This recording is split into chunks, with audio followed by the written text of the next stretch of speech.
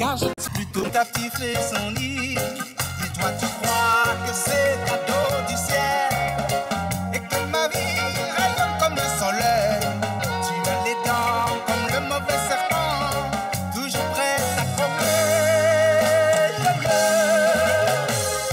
Oh la jalousie, oh la jalousie, c'est pas Nyanga.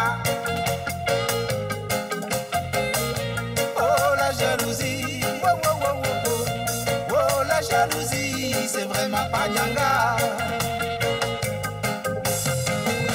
Si t'aimes les ananas, moi je préfère la papaye. Oh, si t'aimes les ananas, moi je préfère la papaye. Oh, la terre nous a donné à partager tous ses fruits. Oh man, bienvenue au paradis. Mais tout le monde doit savoir que l'homme est son propre ennemi. Et je vois Dara qui veut me piquer ma banane, car il croit que le meilleur que son plantain. Oh oui, je vois Dara qui me pique ma banane et qui refuse de me serrer la main. Fais gaffe mon gars, t'es vraiment trop mal élevé, et qu'à le mieux c'est ton plat préféré. Ta parole c'est comme le couteau, toujours prêt à découper. Oh la jalousie, oh la jalousie, c'est pas Nyanga. Oh la jalousie, oh, oh, oh, oh, oh.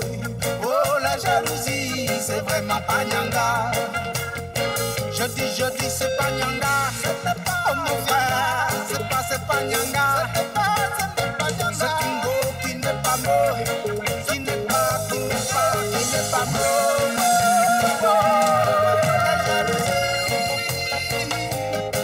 La jalousie, ah oui la jalousie, ça n'est pas Nyanga. Oh non non, c'est pas Nyanga. Oh oh oh oh, c'est pas Nyanga. Ah oh oh oh, c'est pas Nyanga.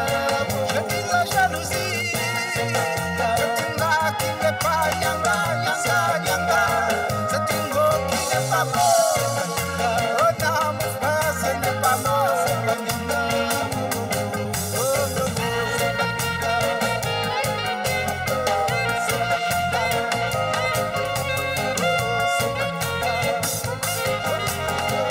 Nyanga. C'est pas Nyanga. C'est pas Nyanga.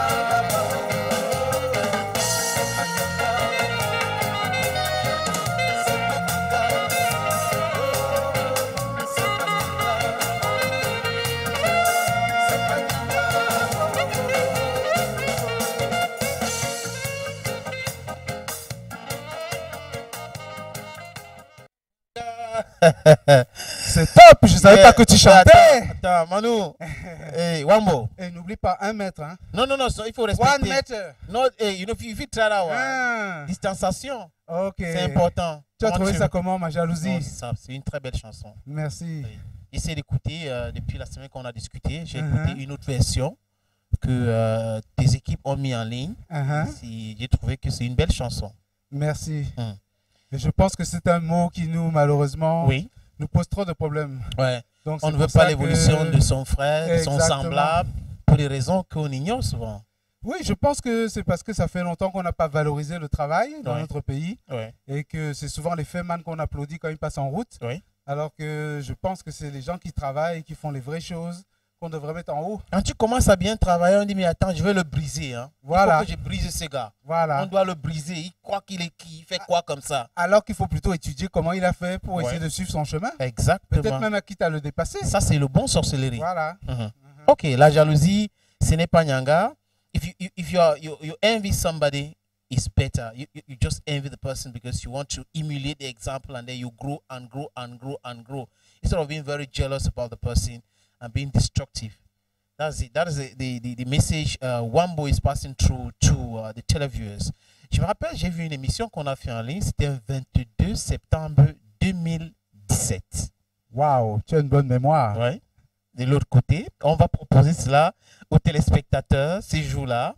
Pourquoi avoir changé le nom Manuel Wandji? Il faut le dire, hein, je pose la question ici parce que c'est la première fois qu'on se retrouve ici. C'est vrai. Ailleurs, oui. C'est vrai. Certainement, on a déjà posé cette question, mais c'est de nouveaux téléspectateurs qui regardent certainement Wandji cet après-midi. Wambo, cet après-midi sur Bantou. Pourquoi Manuel Wandji à Wambo? Alors, c'est vrai que mon nom, c'est Manuel Wandji. Ouais. J'ai fait toute une grande carrière en tant que percussionniste. À l'époque, derrière Papa Wemba, Redema, Tom Jones, Manu Dibango, Canal+, j'ai bossé 2 ans là-bas. Oui, il y avait même une émission, tu passais en direct avec Manu Dibango. Exactement, oui, c'était Nulle part ailleurs. Oui. Donc, après, j'ai produit Henri Dikongé quand j'ai commencé à être jeune producteur, monter mon studio. Tout ça, c'était encore Manuel Wandji. C'est sorti plein d'albums. C'est la vie, la vie. Oui, c'est vrai, c'était un très beau tube. Et Wa. Et oui, l'album Wa, que j'aime beaucoup. Oui.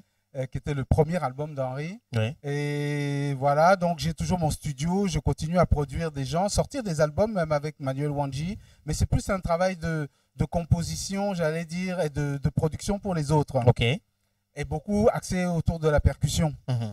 Et quand j'ai voulu sortir mon premier album de chansons, vraiment, j'ai voulu un peu faire une division entre ces 2 carrières. Okay. Et donc, j'ai repris mon pseudo que j'avais depuis le lycée Leclerc. Voilà, c'était Wambo, parce que les jeunes à l'époque, dans les années 70, vous saviez qu'il y avait Wambo le courant et Ernest Wandji, qui étaient les grands résistants du Cameroun. Voilà. Qui a été assassiné en 71. Qui a été assassiné en 71. Exactement. Donc, je pense que les enfants devaient entendre ça à la maison. Et comme je m'appelais Manuel Wandji, les gens font un raccourci, ils m'appelaient toujours Wambo le courant. Donc, j'ai ce surnom-là depuis la 6e, 5e. Quoi. Donc, tous mes amis d'enfance m'appellent toujours Wambo. Et du coup, quand j'ai voulu chercher un pseudo pour vraiment faire une différence entre le producteur, le percussionniste et vraiment le chanteur, j'ai donc pris le pseudo de Wambo. Voilà. C'était facile pour papa d'accepter, tu vois, faire de la musique. Amis, la musique et tout ça, qui venait d'arriver de la France, pour s'installer au Cameroun. Il faut comprendre que mon père était professeur à l'université. Donc, ça fait partie des premières générations après l'indépendance qui voulaient vraiment développer leur pays. Et je pense qu'il m'a transmis ça. C'est-à-dire que le fait qu'il faut se battre pour développer son pays, et c'est de faire avancer les choses plutôt que de fuir et d'aller en Europe et critiquer à distance, comme je vois beaucoup de mes confrères dont je ne citerai pas le nom, qui passent leur temps depuis leur gros palace à critiquer le Cameroun alors qu'ils font rien du tout. Et je pense que moi, j'avais une option vraiment très différente. Et ça vient de mon père. Mais par contre, comme j'étais le fils aîné, et quand j'ai commencé à me faire pousser les locks et dire que j'allais faire de la musique, et là... Ça, c'est sûr que c'est très, très mal passé. Et il ne m'a presque pas parlé pendant 3 ans. Hein. 3 ans? Oui, c'était vraiment dur. Mais en même temps, comme je dis, j'ai su qu'il ne fallait pas que j'échoue. Voilà, donc ça vous met aussi la barre. Il fallait bien le faire. Comme avait dit Martin Luther King Jr. If you happen to be a sweeper, sweep world. So that one day they will say, yeah, exists a street sweeper. Okay, now you're a singer. Right. Yeah. If you want to be a musician, you want to be an entertainer, you should do it. You should do your best. So that people should, if you're no longer there, they should say, okay, on LTM, we used to watch Senator. Where is Senator today? We prepared something for you, Wambo. It's your portrait.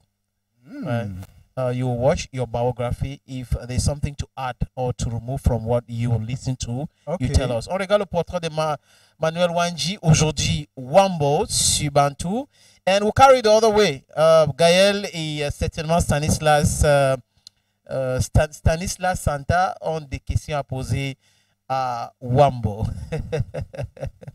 Père camerounais de mère française, le métissage est au centre de sa créativité, sans cesse renouvelé par ses voyages et rencontres artistiques en Europe et aux États-Unis. Mais l'Afrique reste la source, la culture dominante de son expression artistique. 1961, Manuel Wandji, connu sous le pseudonyme de Wambo, naît en Nancy en France où son père fait ses études. En 1970, c'est le départ pour le Cameroun où le petit Manuel découvre sa deuxième patrie. Sa famille s'installe à Yaoundé. Commence alors sa véritable sensibilisation musicale, l'univers sonore de la forêt équatoriale et les musiques urbaines et traditionnelles. En 1975, l'adolescence l'entraîne dans les clubs des quartiers populaires de la ville. Wambo n'y résiste pas et commence à taper avec ses potes de lycée. C'est ainsi que naît le premier groupe et les premiers concerts. En 1980, départ de nouveau pour pour la France. Tout en poursuivant ses études techniques à Besançon, il découvre de nouveaux styles musicaux et rencontre le milieu de la danse pour lequel il ne cessera jusqu'à aujourd'hui de composer pour la compagnie Acro Rap. 6 ans plus tard, il crée la compagnie Métissage où il est danseur et musicien. En 1988, il débarque à Paris et joue pour Relema, Papa Wemba de Regretter Mémoire. La scène world est riche et Emmanuel navigue au sein des formations diverses et découvre le travail en studio. En 1992, il concrétise un vieux rêve, créer son propre studio d'enregistrement, sa propre structure afin de pouvoir composer et produire en toute liberté. Wambo Production voit ainsi le jour. Quelques années plus tard, soit entre 1994 et 1995, tout en préparant ses premières productions, il accompagne Geoffrey Oriema, joue pour l'émission Nulle part ailleurs de Canal+,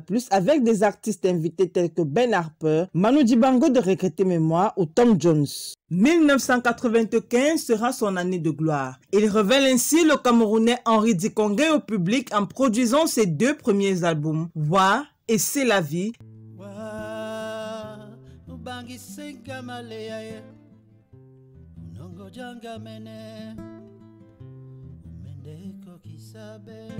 C'est la vie, la vie, la vie, oh, la vie, elle est bien la divine vie, nous des visages et nous souris. C'est la vie, la vie, la vie, oh, la vie. Et tournera avec lui dans le monde entier pendant 4 ans. Un succès entraînant un autre. En 1997, il fera une tournée en France avec les acrobates kenyans Jambo Mambo. En 2001, il accompagne Régis Gizavo, accordéoniste malgache. Un an plus tard, soit en 2002, il enregistre pour le DJ Martin Solveig un album intitulé Sur la Terre. Entre 2003 et 2004, le premier projet en tant que chanteur, auteur, compositeur sous le pseudonyme de Wambo voit le jour sous un style afro-reggae et il fera les premières tournées avec son groupe, mais c'est seulement un an plus tard qu'il sortira son album au Cameroun. Nous sommes en 2005. Il enregistrera également et accompagnera le chanteur gabonais Pierre Akedengue la même année. Par ailleurs, il commencera à investir la scène parisienne avec les Voice of Percussion Project et ses amis danseurs, spectacle qu'il joue aujourd'hui dans le monde entier. Il intégrera également le groupe Voice basé à New York et se produira avec eux dans le monde entier. On le verra également faire des tournées internationales et enregistrements d'images et de musique sur 3 continents. 2014 marquera dans sa carrière la sortie de l'album et du film Voyage and Friends. Artiste acharné et assoiffé de succès, en 2016, il produira et arrangera l'album du chanteur camerounais Gabi Fopa intitulé Calebasse vide. Il produira également le clip et le titre We Love Football à l'occasion de la Coupe africaine des Nations féminines. En 2017, il sortira son premier single Bolé Bolé, suivi 2 ans plus tard de son second single Je ne peux pas sous le pseudonyme de Wambo. Je ne peux pas, je ne peux pas lui résister. Oh man, c'est trop dur. Oh, si tu savais, la cola m'a attaché. En 2019, on le verrait également en collaboration avec Landry Andrea Boivoni, avec qui il créera le groupe vocal Color Voice à Lyon en France. Chanteur à thème, en 2020, il met encore sur la scène discographique des singles intitulés La Jalousie.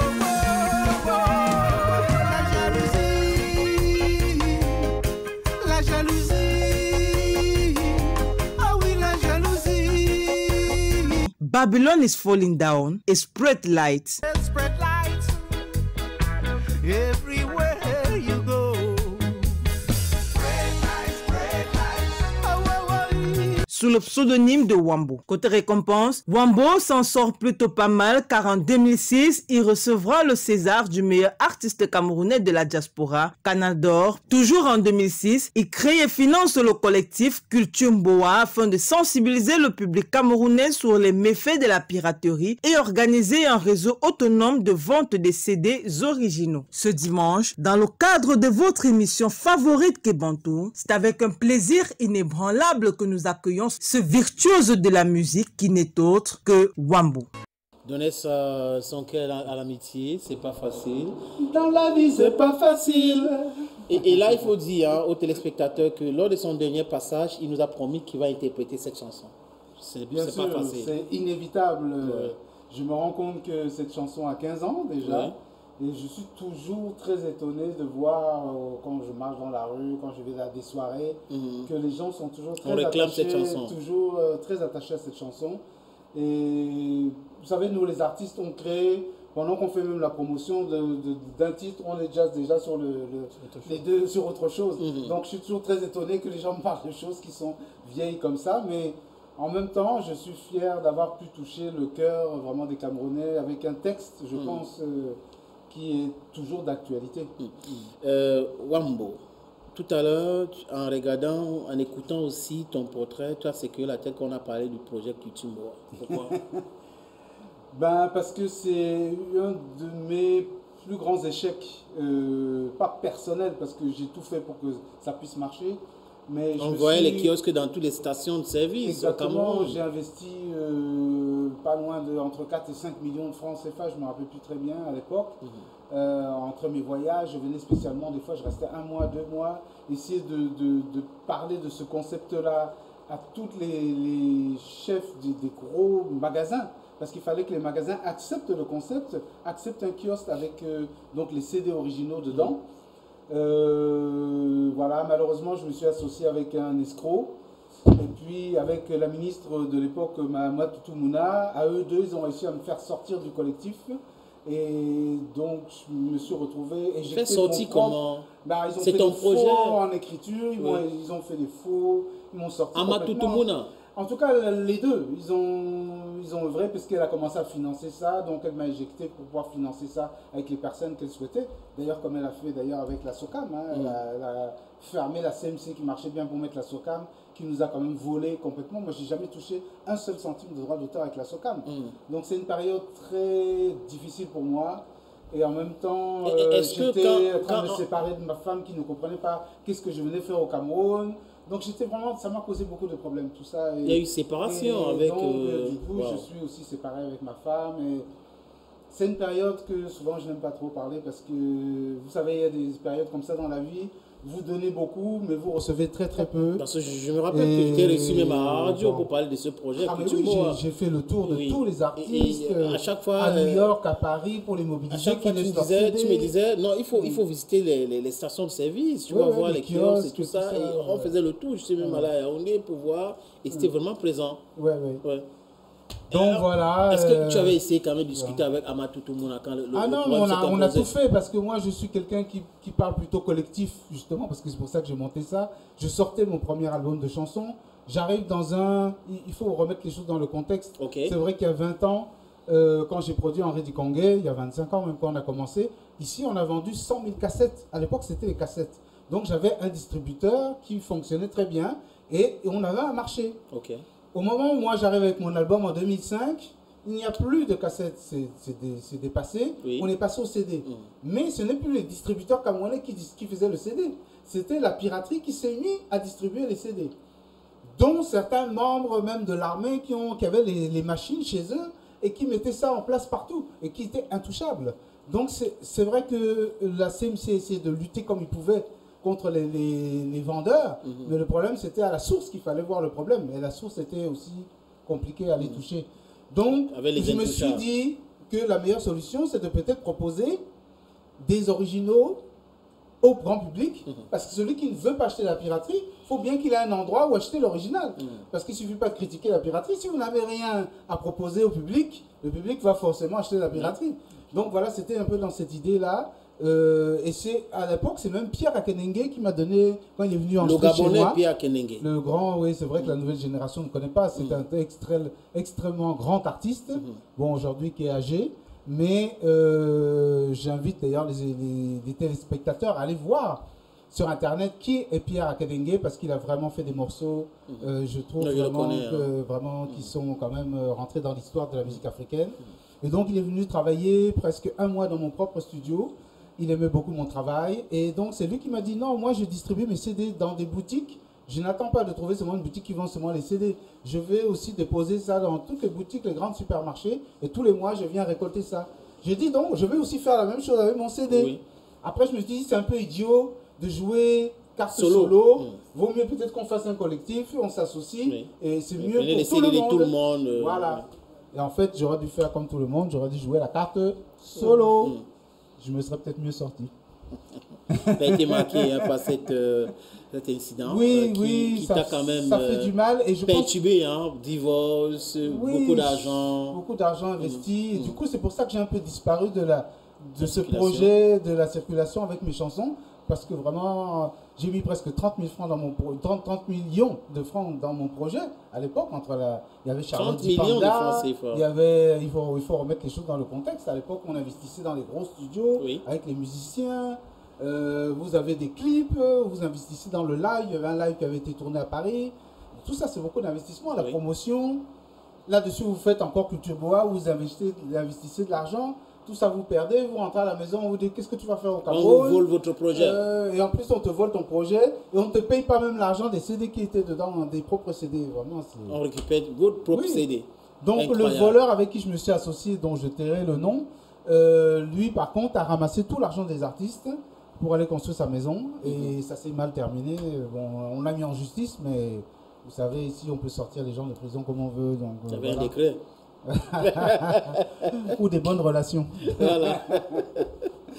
Bon, mais ça c'est du passé. Je pense qu'aujourd'hui, de toute façon, le CD n'est plus vraiment d'actualité. C'est les clés USB. Donc aujourd'hui, j'ai décidé de sortir plutôt des singles régulièrement, avec aussi faire travailler aussi tous les grands réalisateurs de clips que nous avons ici au Cameroun, parce que je trouve dans la jeunesse, vraiment, il y a des très très bons réalisateurs, et donc je travaille beaucoup avec eux. Comment tu as trouvé le portrait?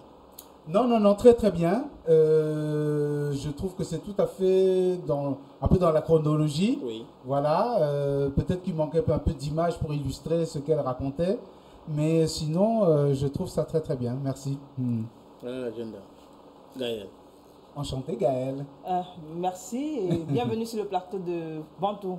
Merci. Alors moi j'ai deux questions, Wambo. La première, c'est pourquoi choisir un style, si on peut appeler ça acoustique? C'est-à-dire que ce n'est pas comme les styles qu'on rencontre ici au Cameroun. Ce n'est pas du Bikutsi, encore du Benskin. Alors que d'ailleurs, il a grandi à Yaoundé. Voilà. Pourquoi choisir ce style de rythme?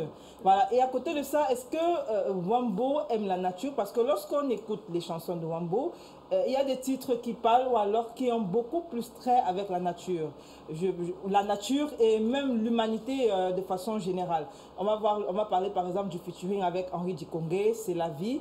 On a l'autre titre, C'est pas facile. On a même Spirit Light qui est mon dernier bébé. Voilà. Pourquoi cet amour? Parce que moi, c'est ce que je ressens, cet amour pour la nature ou encore pour l'humanité de façon globale. Ben, je pense que dans tes deux questions, il y a une seule réponse. C'est-à-dire que c'est vrai que moi, je suis un enfant de Bob Marley. C'est vraiment celui qui a vraiment guidé, qui m'a révélé qu'on pouvait sortir d'un petit pays dit du tiers-monde à l'époque et arriver à rayonner et faire résonance dans le monde entier. Donc, je me suis dit que la foi, l'humanité et justement la nature, le retour à la nature, prendre conscience que nous vivons dans un élément qui est la plus belle chose qui soit, c'est la Terre.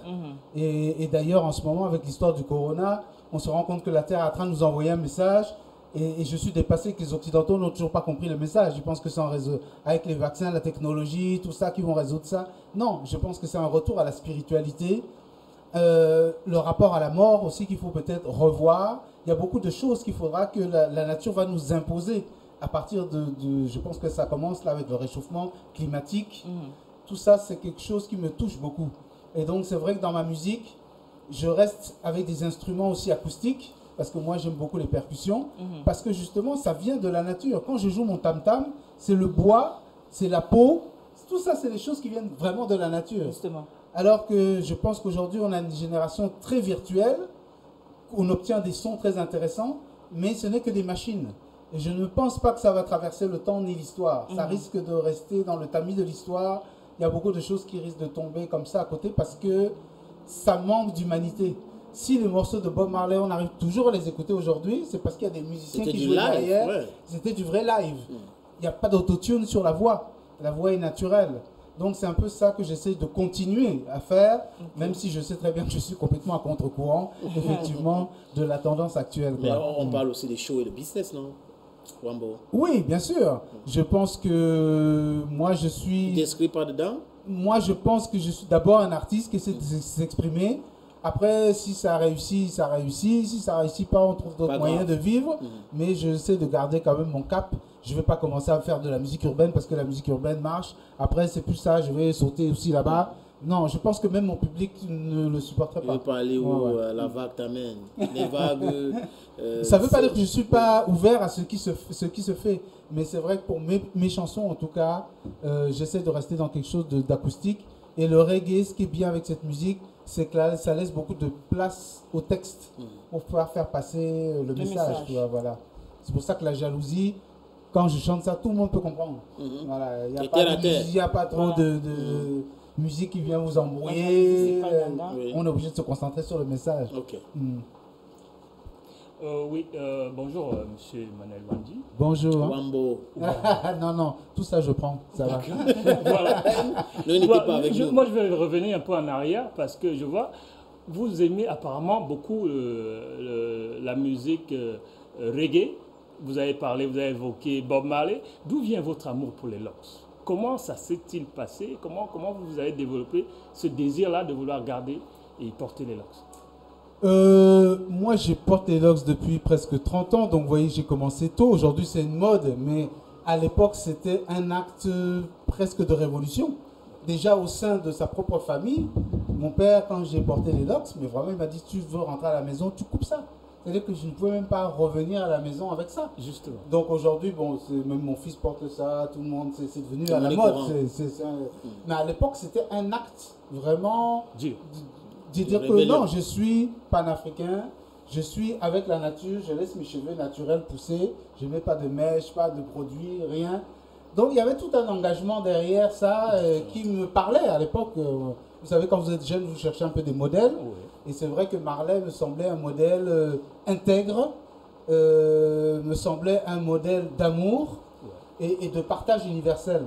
Et le métis que je suis cherche ça. On cherche que les gens s'aiment tous entre eux. Nous, on ne comprend même pas que... Pour ça, des fois, je suis dépassé qu'on dit que les Bamileke ont fait ça, les Bétis ont fait ça. Je dis, mais vraiment, nous sommes tous des humains. Donc, ne rentrons pas là-dedans. Je pense qu'il y a des gens bien partout. Ouais. Il y a des connards partout, des voleurs partout. Absolument. Donc, vraiment... Il n'a pas sa langue à la poche. Wambo. Il y a des voleurs partout, il y a des connards partout, il y a des brisés de rêves partout. Voilà. Qu'est-ce qu'on regarde maintenant? Spread Light? Ah, je veux bien, puisqu'on parlait de nature et de reggae, je pense que c'est la bonne chanson. You're going to come back? Yes. Yeah, but just let's watch Spread Light. Wambo. Papa don't talk.